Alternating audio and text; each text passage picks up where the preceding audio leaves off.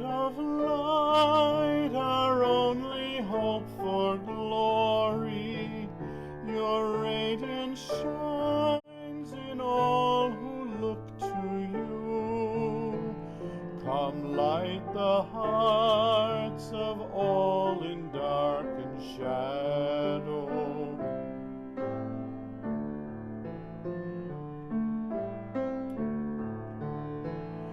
For you, O Lord, my soul in stillness waits. Truly my hope is in you. Welcome to Cathedral. I'm Father Greg Sackwood. Special thanks once again to Mark Teresi and David Jonas, week in and week out. Mark and David, you provide beautiful music, spiritual reflection as part of this whole video package. So David and Mark, thank you. Special thanks this week again to Lori Doyle. Paula Colleen, under the weather a bit, but feeling better. So to Lori Doyle, the biggest Philadelphia Eagles fan in the whole world, hard worker, does everything around the cathedral. So Lori, once again, thank you for all you do, including this. This is now the third week of Sunday of Advent. Hard to believe that next week, the fourth Sunday of Advent, is like literally a day, and then Christmas Eve, Christmas Day. So put life in perspective as we continue our Advent journey. I'd like to begin this way. A magician worked on a cruise ship.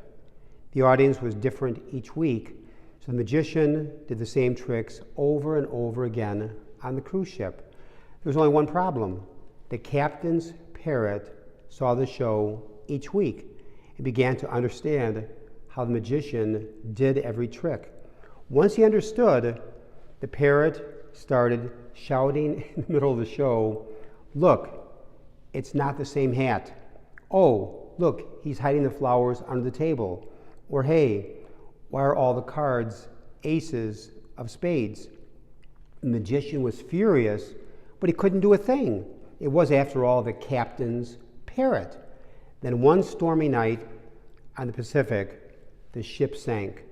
The magician luckily found himself on a piece of wood floating in the middle of the sea, but as fate would have it, with the captain's parrot.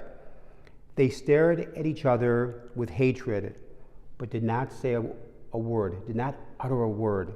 This went on for one day, then 2 days, then 3 days. Stared at each other, didn't say a word. Finally, on the fourth day, the parrot could not hold back any longer and said,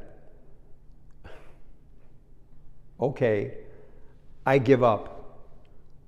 Where's the ship?"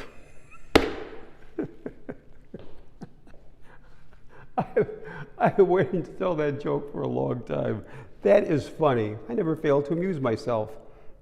You know, amid the busyness of our lives this time of year, I'm tempted to ask, okay, I give up. Where's Advent going? Where did this year go? It is important that we do not lose Advent's real meaning despite too much left to do and not enough time to do it. Or for some of you, where little is left to do this week, this last week of, or third week of Advent, the same question is raised. What's Advent's real meaning, purpose, and reason? I was given an article some years ago by Rick Warren, the author of The Purpose-Driven Life and The Purpose-Driven Church. The article from the magazine Guidepost was titled The Purpose-Driven Christmas. In the article, he suggests 3 things having a purposeful, Christ-centered Christmas. Do these 3 things. Number 1, keep these days simple. Keep these days simple. We ought not to overload our schedules. We ought not to be consumed by the materialism around us. Our gifts are best kept simple as expressions of how much we love people. Number 2, be there for others. Be there for others. Especially take note of people in need of encouragement, cheering up, support, those who are lonely, be there for them. And number 3, Warren says, during this season, give generously. Give generously. Warren says that perhaps the most precious thing we can give to others at Christmas is our time. Time is a precious gift because we really never do get it back. If we invest time in another, we have given a forever gift to someone. The late Joseph Cardinal Bernardin said this about a month before he died in November of 1996. He said this, "I want my life to point to the way of Jesus. I want my life to point to the way of Jesus." The same could be said of John the Baptist in today's gospel. The people ask him, "Who are you? Why should we pay attention to you?" John the Baptist says who he is not. John says he is not Elijah. He is not the Messiah. He is not one of the prophets. Maybe we need to ask ourselves, who am I? Who are we? We are more than what we accomplish. And always remember, people before things. People before things. Let's approach this Advent season from a completely different angle. On December 23rd, 1995, 28 years ago, I went to visit an elderly man at the Regency Nursing Home on Milwaukee Avenue, Niles, when I was pastor at St. Mary of the Woods. I remember the date because December 23rd is my mother's birthday. And my mother, this December 23rd, would have been 101. But Mom died 4 years ago when she had just turned 97. So God bless Mom. I was racing down Milwaukee Avenue, parked the car, and raced into the nursing home, all along the way saying, "I'm too busy. I'm too busy. Too much to do. Too much to do before Christmas." I'm racing. I parked the car, run out of the car, race into the building, race to the elevator, race to the 3rd floor, race into his room.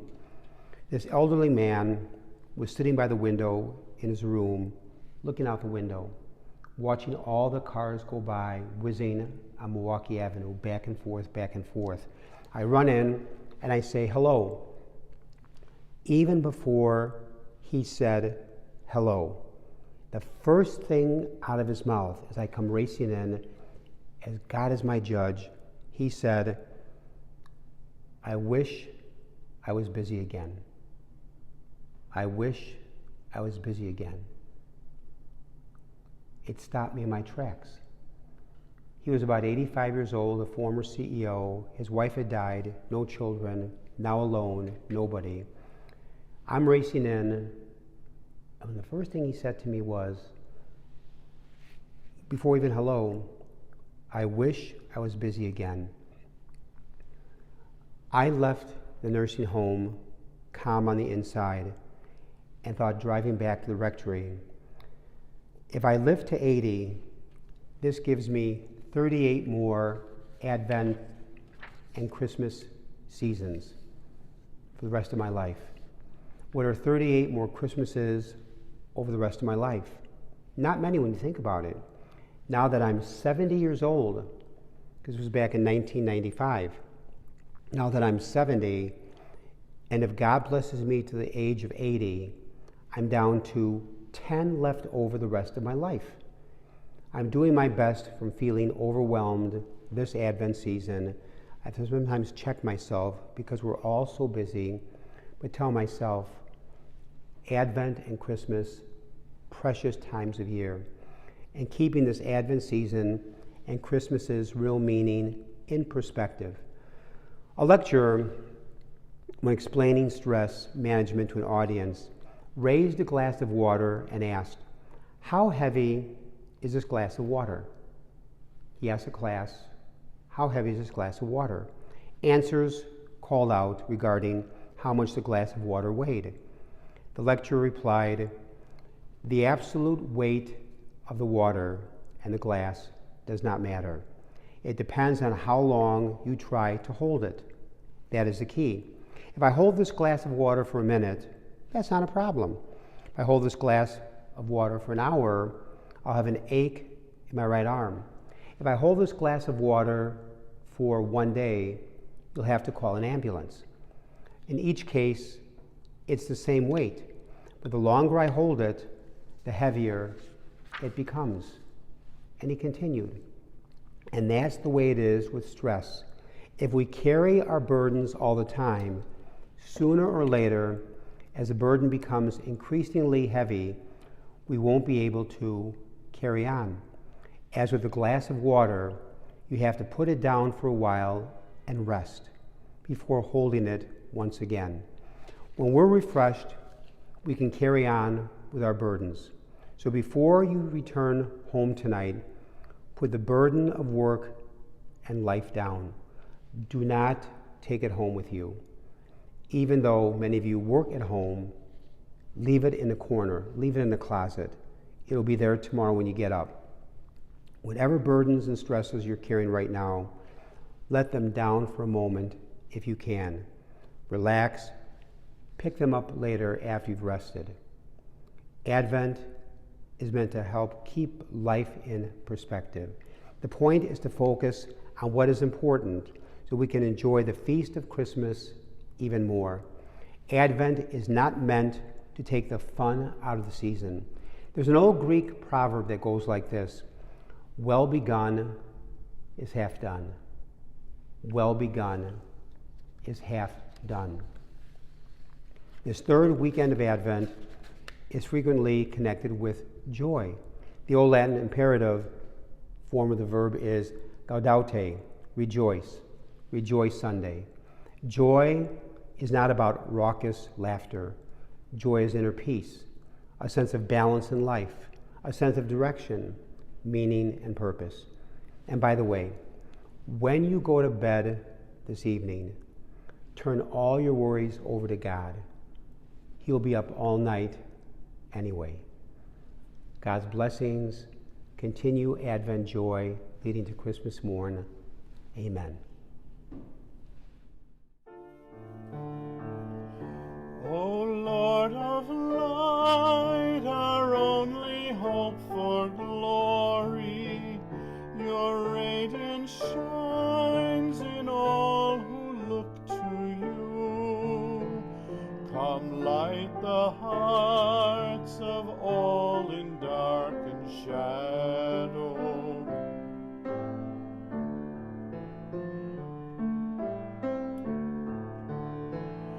For you, O Lord, my soul in stillness waits.